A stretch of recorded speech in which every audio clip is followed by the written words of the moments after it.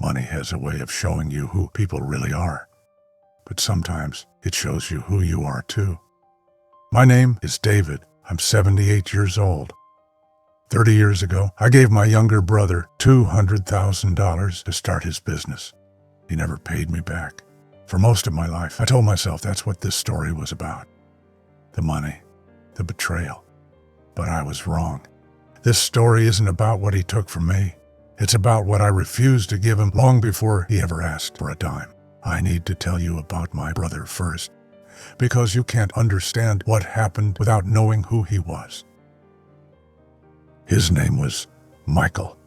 He was 3 years younger than me, and from the time we were kids, everyone said we were opposites.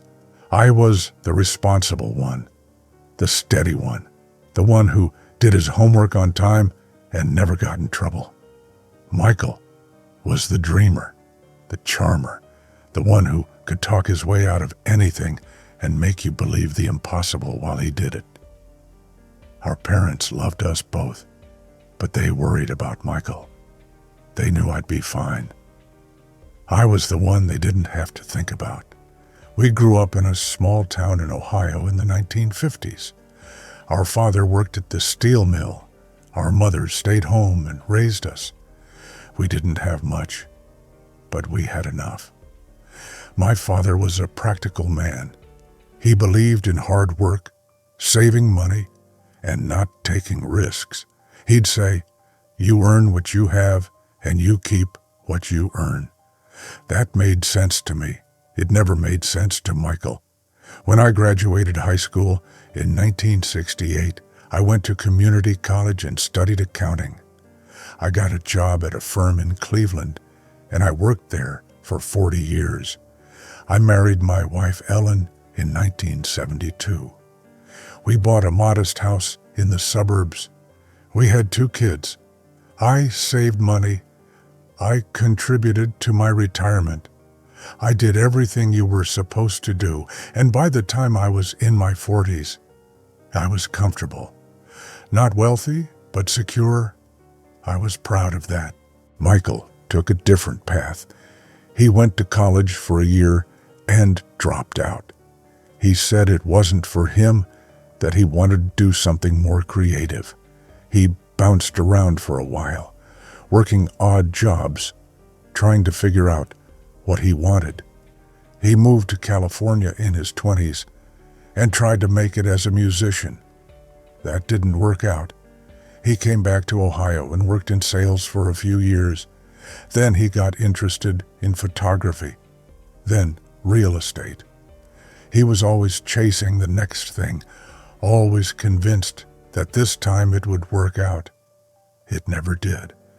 By the time Michael was in his late 30s, he was broke. He'd been married and divorced twice. He had debt. He was living in a small apartment and barely making ends meet. My parents helped him when they could, but they didn't have much to give. I helped him too, here and there. A few $100s when his car broke down. A loan to cover rent 1 month. I always told him it was fine, that he didn't need to pay me back, and he never did. I won't lie and say it didn't bother me. It did. Not because I needed the money, but because it felt like Michael never took responsibility for anything. He'd ask for help, I'd give it, and then he'd move on like it never happened. Ellen would get frustrated with me. She'd say, "You're enabling him. He's never going to change if you keep bailing him out." And she was right. But he was my brother. What was I supposed to do? Then, in 1994, Michael called me. He said he had an idea, a business idea. He wanted to open a specialty coffee shop. This was before coffee shops were everywhere, before Starbucks was on every corner. He said he'd been researching it, that there was a real opportunity, that he just needed some capital to get started. He asked if I'd be willing to invest. I was skeptical. Michael had never run a business before. He'd never stuck with anything long enough to see it through. But when he talked about this coffee shop, there was something different in his voice. He wasn't just dreaming. He had a plan. He'd found a location. He'd talked to suppliers. He'd done the math. For the first time in his life, it seemed like he was serious. He said he needed $200,000. That was a lot of money, more than I'd ever given him before. Ellen thought I was crazy to even consider it. She said, "David, you know he's not going to pay you back. You know that, right?"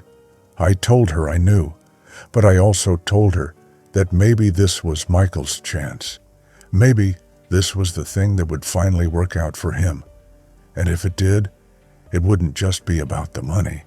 It would be about him proving to himself and to everyone else that he could do something. So I gave him the money.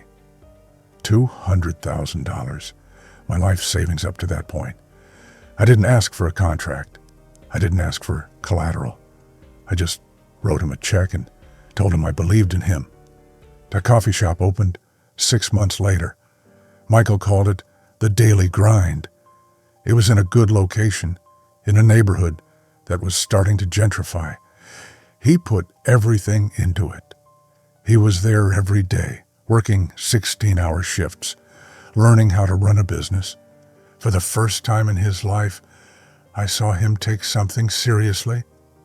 I was proud of him. For the first year, things seemed to be going okay. The shop had customers.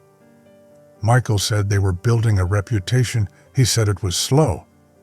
But that's how businesses are in the beginning. I believed him. I wanted to believe him. But then, things started to fall apart. The neighborhood didn't gentrify as fast as people thought it would. A Starbucks opened 2 blocks away. Michael's expenses were higher than he'd planned for. He started missing rent payments on the shop. He borrowed more money, this time from a bank. He tried to keep it going, but by the end of the second year, it was clear the business wasn't going to make it. In 1996, Michael closed the shop. He called me and told me he was sorry. He said he'd tried everything, but it just didn't work out. He said he'd pay me back as soon as he could. I told him not to worry about it.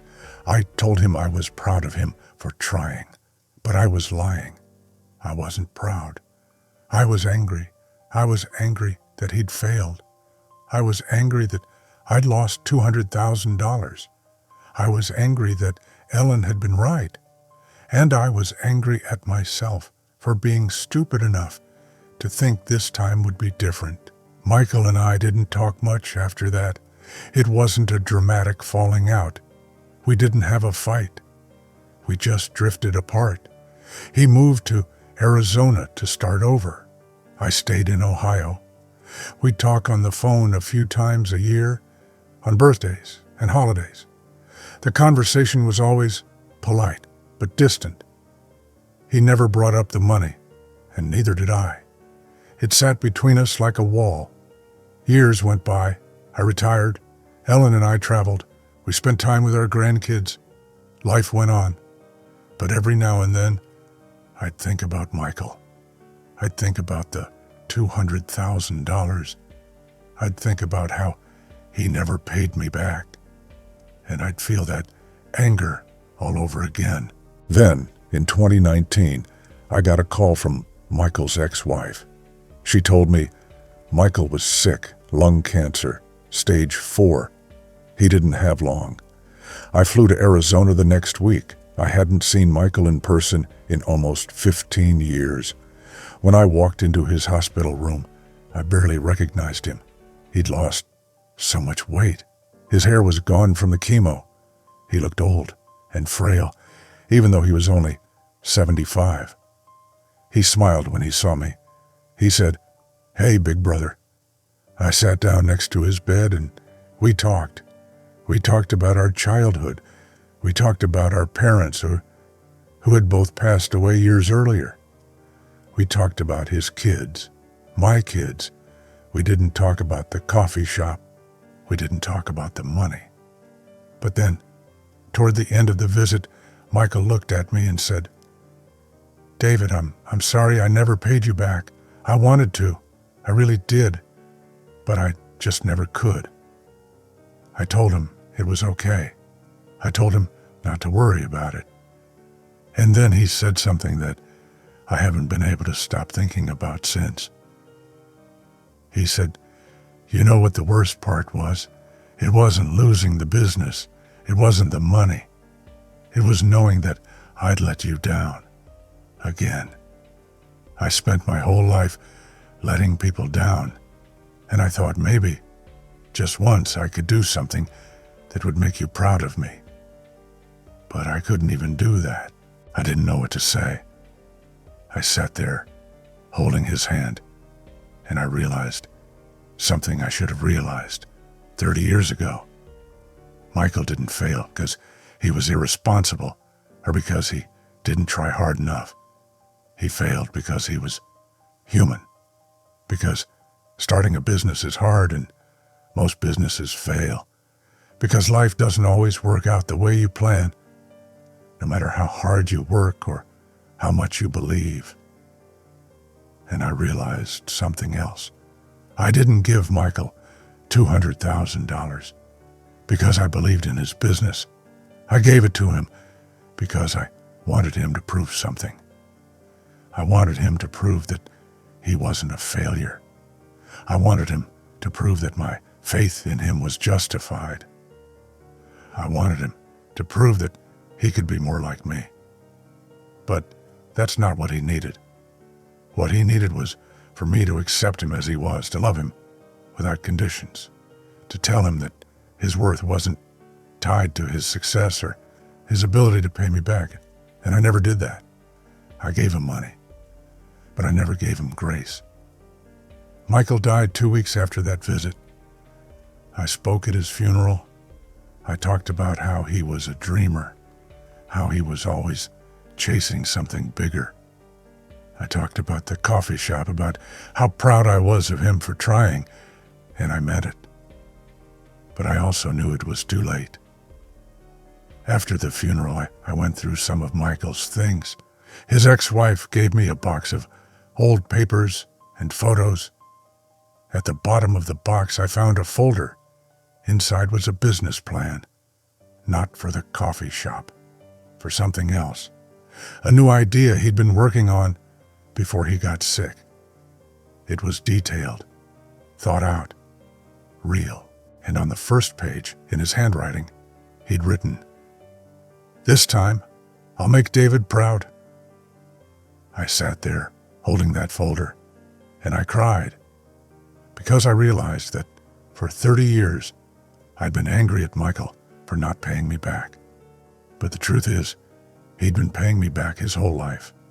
Not with money, with effort, with hope, with the belief that maybe one day he could be the person I wanted him to be. And I'd missed it. I'd missed all of it.